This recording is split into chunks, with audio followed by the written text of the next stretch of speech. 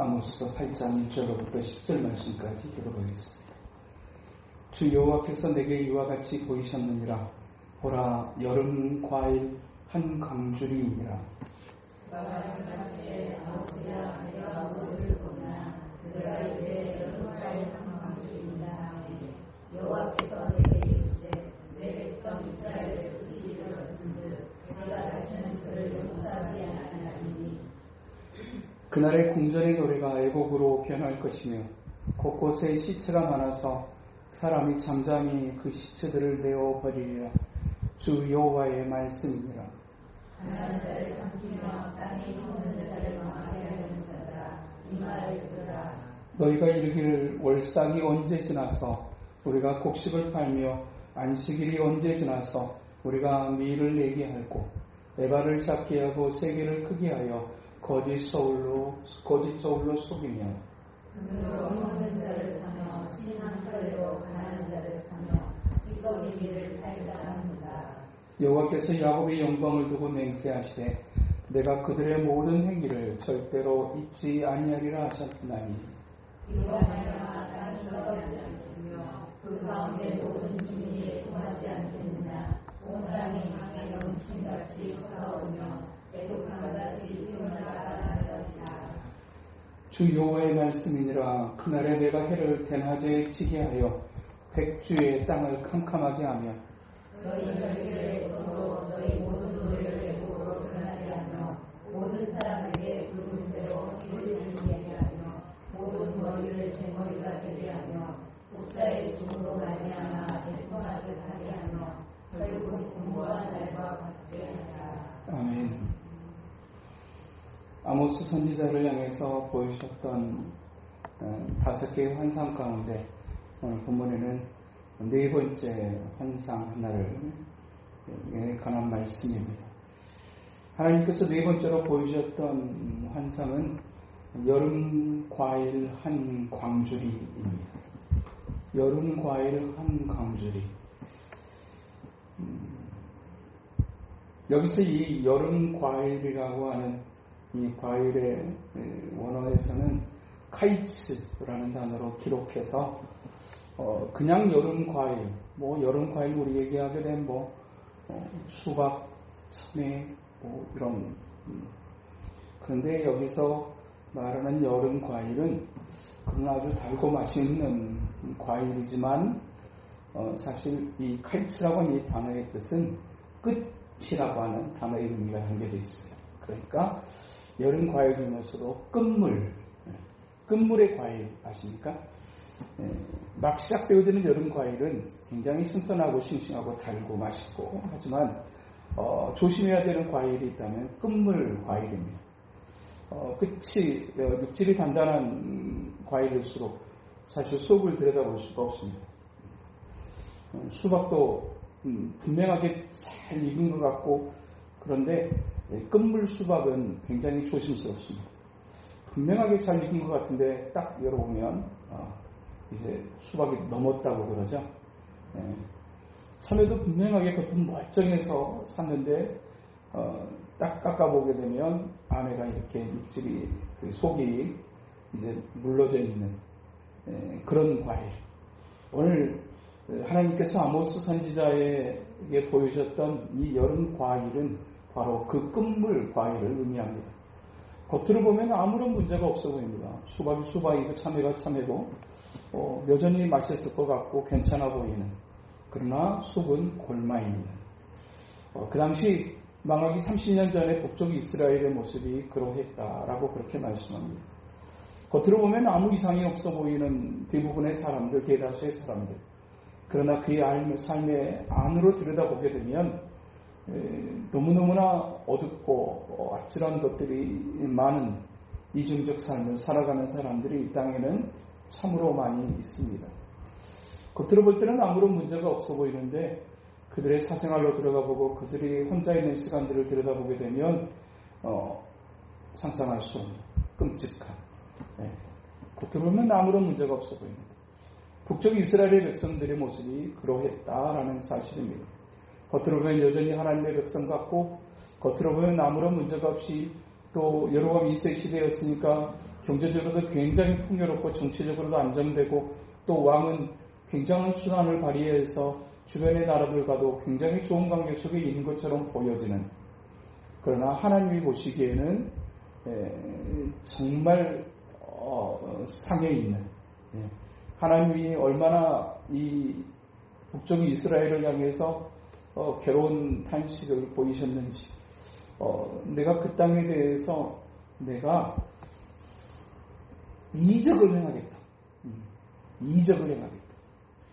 오늘 본문의 9절에 보게 되면 해를 대낮에 지게 하고 백주의 땅을 캄캄하게 하는, 마치 이스라엘 백성들이 출애굽하게 될 때 바알에게 내리셨던 재앙과 같은, 백주 대낮에 갑자기 오군이 찾아오게 만들어 바로를 떨게 했던 그 재앙. 그런데 그 재앙이 이방의 왕에게 행하시는 것이 아니라 자기 백성을 향해서 이와 같은 이적을 행하시겠다라고 말씀하십니다. 그러니까 이방을 향해서 공격 대상으로 삼지 않고 자기 백성을 향해서 공격의 대상으로 삼아버릴 정도로 하나님이 이 땅에 대해서 정말로 심각하게 생각하셨던 것입니다.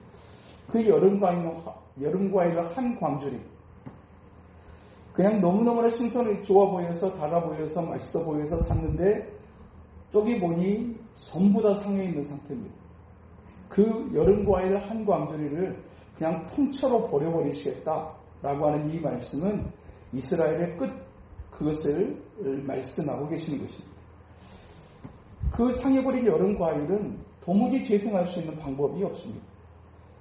딱 넘어버리면 그냥 버려야 되는 상황인 것처럼 북쪽 이스라엘의 상태가 뭔가 회복하고 회생할 수 있는 어떤 그런 가능성의 상태가 일절 없는 상태. 그래서 그냥 여름과일 한 광주리 그냥 통째로 버려야 되는 그 상태의 끝을 환상을 통해서 보여주고 계십니다. 하나님은 참으로 자비로우시고 긍휼이 많으셔서 하나님은 참 오래 참으시는 하나님이십니다. 끝까지 자기 백성을 향한 소망을 놓지 않으시고 끝까지 참아내시는 하나님이시지만 하나님께서 그 땅을 향해서 그 백성을 향해서 바라보시고 또 참으시고 또 눈 감으시고 또 기다려주시고 하시는 일을 계속해서 반복하면서 주님께서 어떤 시점에서는 이제 더 이상 회복의 가능성이 없겠구나. 더 이상 기다려줘도 이 백성이 돌아올 가능성이 없구나 라고 선언할 때, 생각하시게 될 때, 그때 하나님은 끝을 선언하시는 분이시다.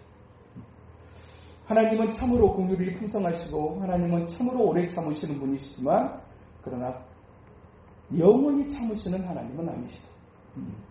오랫동안 기다릴 만큼 기다려주시지만 더 이상의 변화의 가능성과 회복의 가능성이 없다고 판단되어지게 될 때 그때 하나님은 이제 그만하자. 이렇게 하시는 하나님. 여기서 우리가 발견하게 되는 하나님은 시작이시면서 끝이 되시는 하나님이십니다. 모든 만물을 시작하게 하시는 분이 하나님이시지만 그 모든 만물의 끝을 선언하시는 분도 하나님이시라는 것입니다. 하나님께서 끝이라고 선언해 버리시는 것은 어떤 것일까요?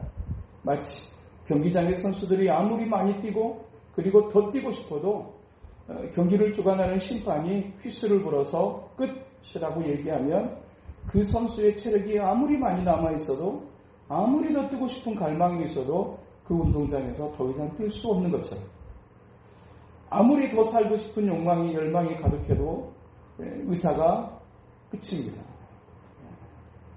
딱 죽음을 선언하는 그 순간에 거기에 있는 어떤 누구도 거기에서 더 이상의 희망을 기대할 수는 없는 것처럼 우리가 아무리 그럴듯한 어떤 지혜를 가지고 대단한 어떤 그런 능력을 가지고 있다고 할지라도 하나님께서 이제 그만하자. 자, 여기가 끝이야 라고 하나님이 선언해 버리시면 그 누구도 그 어떤 힘도 열정도 또다시 뭔가를 할 수 있는 기회를 상실하게 되어지고 마는 것.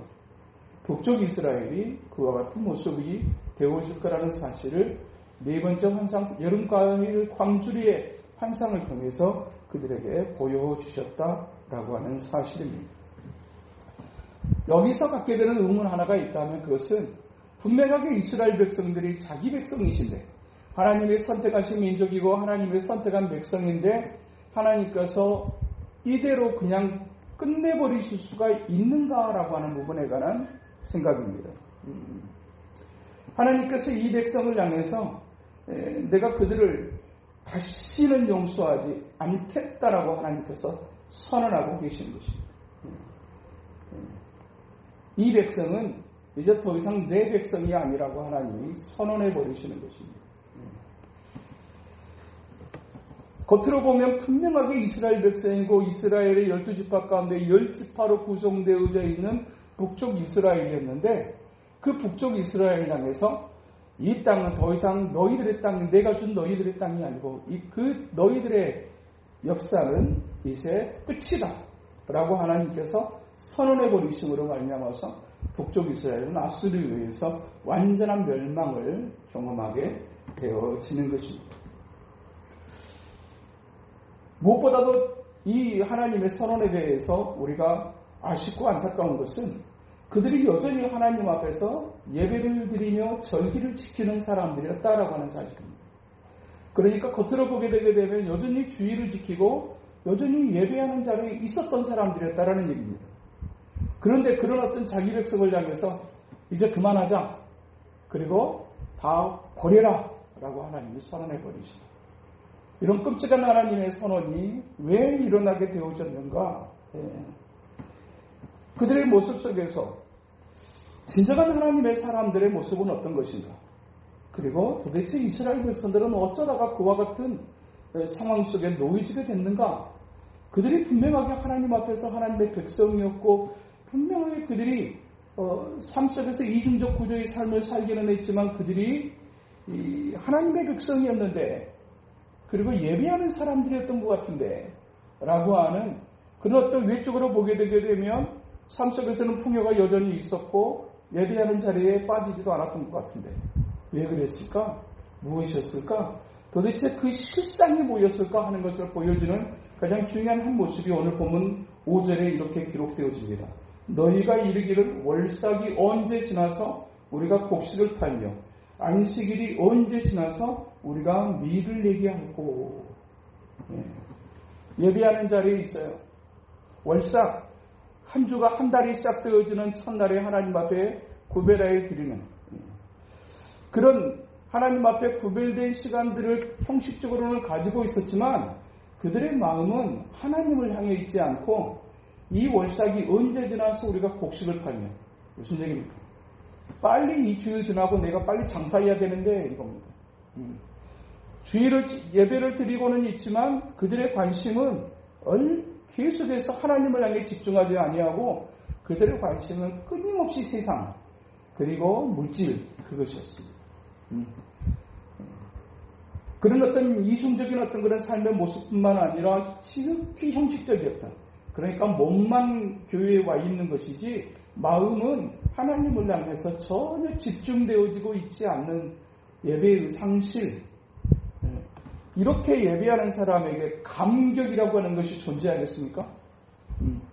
예배하는 시간에 말씀에 집중하고 하나님을 향한 찬양에 집중하고 기도에 집중하게 되지 않고 자꾸 예배하는 시간에 딴 생각이 들어요. 자꾸 예배하는 시간이 아까워요. 그리고 빨리 이 시간이 끝나야 내가 갈 텐데 이 시간이 빨리 끝나야 내가 좀 장사하러 갈 텐데 돈을 벌 텐데 내가 친구들 만날 수 있을 텐데 그래서 사실 예배하는 시간에 시간이 들여다보기 시작하는 이것은 결코 좋은 모습은 아닙니다. 지루하다는 거거든요. 말씀이 들어오지 않는다는 거거든요. 그런 행동을 하지 않고서도 사실 얼마든지 사람은 그 자리에 있으면서 딴 생각을 할 수 있는 능력이 존재합니다. 그러나 하나님은 사람의 중심을 보시고 그 사람의 심장 피부를 꿰뚫어 살피시는 하나님. 너희들의 마음이 나를 향하고 있는지 아니면 몸은 여기 와 있으나 너희들의 마음이 세상을 향하고 있는지 그리고 너희들의 중심이 어디에 있는지 그것을 정확하게 살피시고 아시는 하나님. 아시는 하나님. 그런데 이게 무서운 게 뭐냐면 그렇게 하나님께서 이제 그만하자 라고 그냥 최종적인 어떤 그런 심판을 하나님이 선언해 버리시는 정도로 그 상태가 심각한 상태. 이제 너희들이 회복할 수 있는 것은 불가능하다고 나는 판단한다라고 하는 것입니다. 그런데도 불구하고 그들은 여전히 월삭을 지내고 있었고 안식일을 지키고 있었다라는 사실입니다. 그렇게 똑같이 주의를 지키고 예배하는 자리에 있는데 하나님께서 그런 이스라엘 백성들을 향해서 너 이제 끝이라고 하나님 말씀을 드리죠. 그 말은 그런 어떤 주의를 지키고 그런 어떤 예배의 자리에 있음에도 불구하고 하나님의 심판을 선언해 버리실 정도로 회복 불가능한 상태의 모습이 가능할 수 있다는 사실이 무섭습니다. 가능할 수 있다. 언젠가 찬양사역자가 그런 얘기를 한 적이 있어요. 자기는 여전히 자기가 만든 곡으로 또 부르는 노래로 많은 사람들에게 감동과 은혜를 끼치고 있지만 제가 이 사역을 하면서 참으로 두려운 것은 내가 하나님 앞에서 심각한 영적인 침체를 경험하고 있음에도 불구하고 내가 누군가에게 은혜를 끼칠 수 있다는 사실입니다. 나는 그것이 가장 두렵습니다라고 했어요. 나는 한없이 영적으로 침체를 거듭하고 있는데 내가 만든 곡으로 내가 부르는 노래로 은혜 받았어요. 라고 그렇게 고백해 주는 사람들이 있다는 사실이 그게 두렵습니다. 그럴 수 있다는 얘기입니다. 그럴 수 있다. 겉으로 보면 아무런 문제가 없어 보이는데 하나님 앞에서는 골물대로 골머버린 그런 상태의 모습이 존재할 수 있다는 사실이 두렵습니다.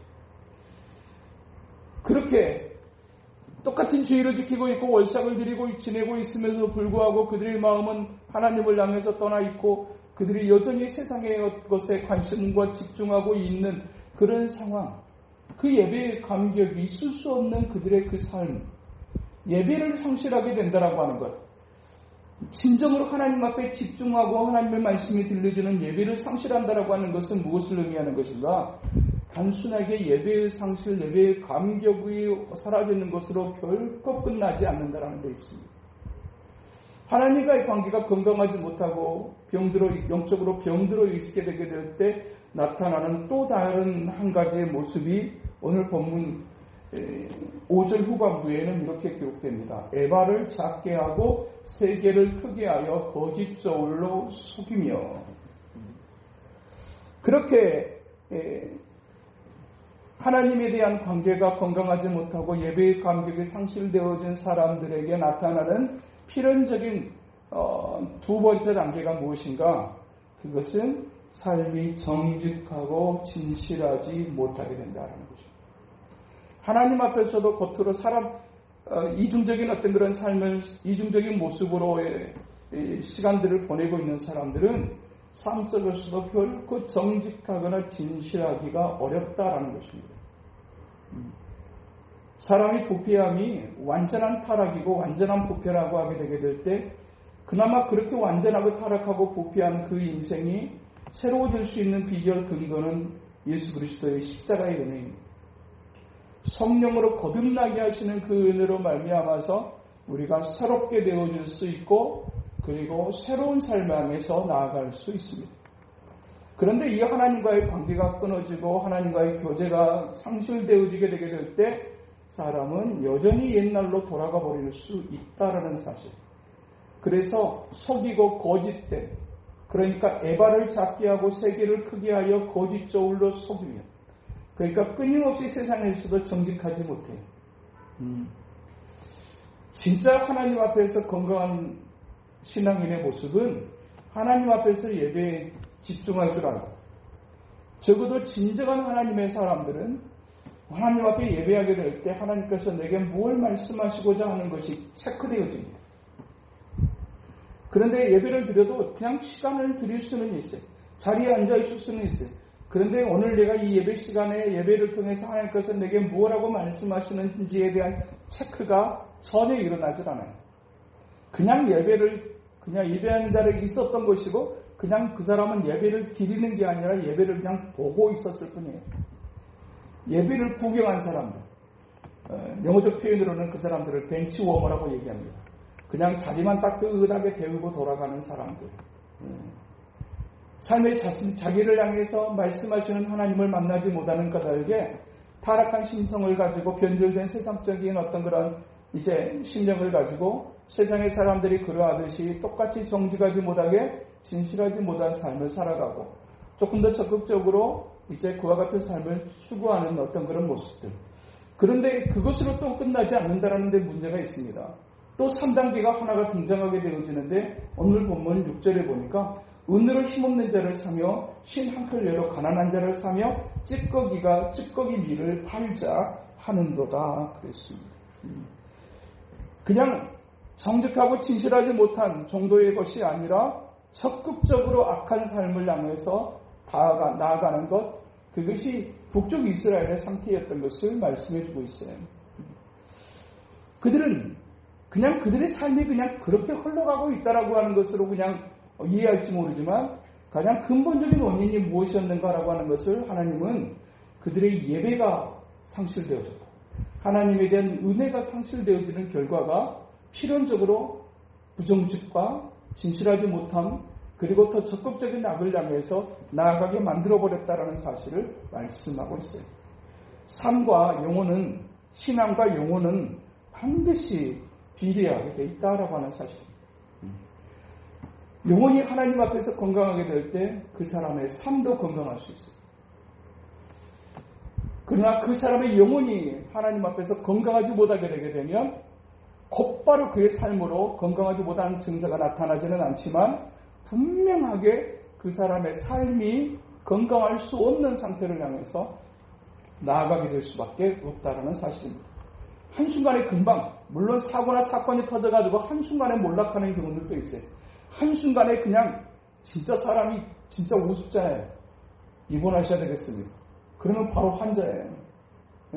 딱 환자복 딱 입고 나게 되면 일상의 삶이 그대로 차단되어질 수밖에 없어요. 그런데 그것이 금방 나타나는 것이 아니라 서서히 안 좋아지는데 이걸 체크하지 못하고 이제 그냥 방치하게 될 수밖에 없는 상황으로 가다 보면 어느 지점에서는 그냥 건강했던 사람에서 환자로 바뀌어져 버리게 되듯이 겉으로 보니까 괜찮아 보였어요. 여전히 나는 예배 자리에 있고 내 삶은 풍요가 가득해. 아무런 문제가 없어요. 근데 영적으로 내적으로 보이지 않는 부분에서 골마있는 그리고 이 골마있는 부분들에 대해서 문제의식을 전혀 느끼지를 않아요. 그러면서 이제 그들의 마음이 그들의 영혼이 서서히 하나님께로부터 멀어져가고 예배에 대한 감격을 상실하고 그렇게 되어지게 될 때 빨리 나가서 누구 만나야 되고 빨리 나가서 뭔지 해야 되고 여기에 이렇게 되어지게 됐던 것이 이제 습관적으로 반복되어지게 되는 그 결과가 무엇인가? 하나님의 치명적인 하나님의 심판 아래 진노 아래 저주 아래 모이게 된다라는 사실을 오늘에게 분명하게 말씀하십니다.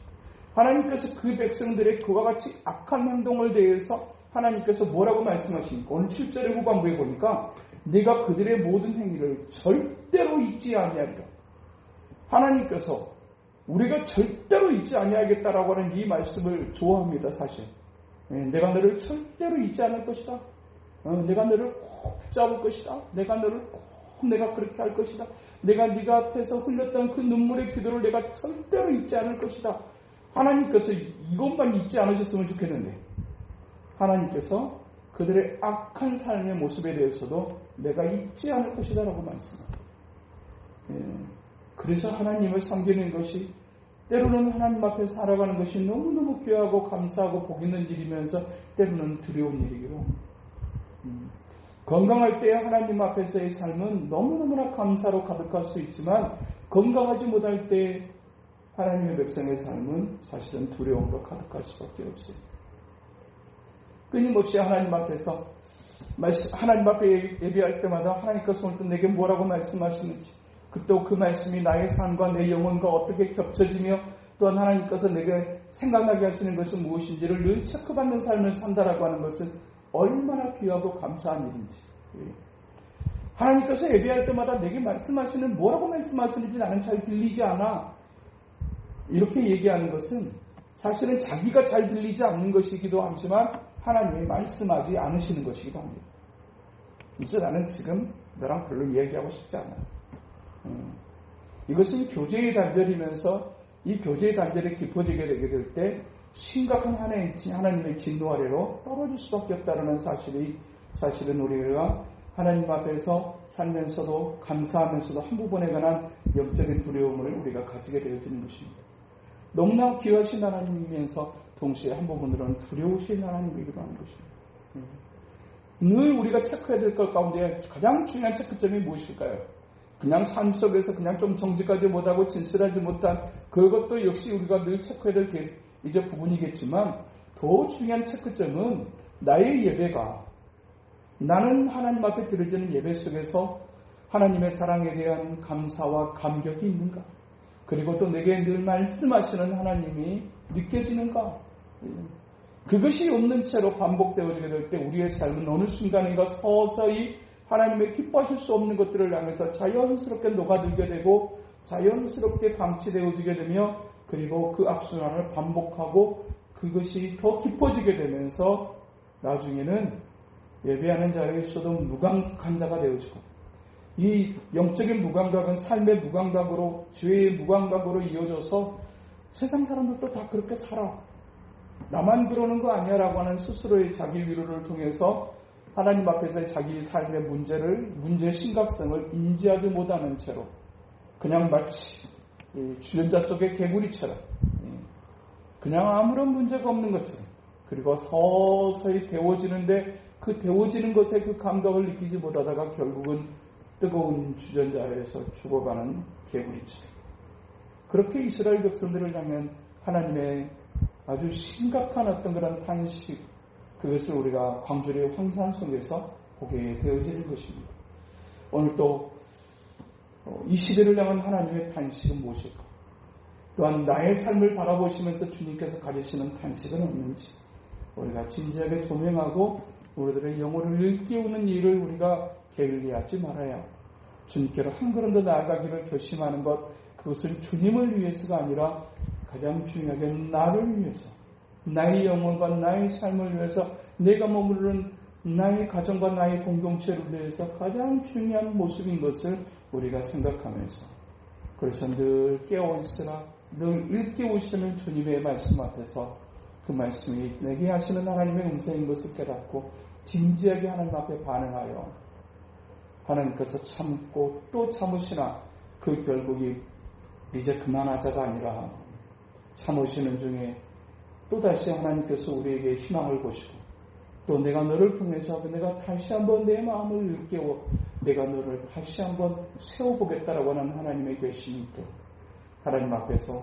진지하게 우리 자신을 돌아보고 점검할 줄 아는 우리 모두 될 수 있게 되기를 주님의 이름으로 축복합니다.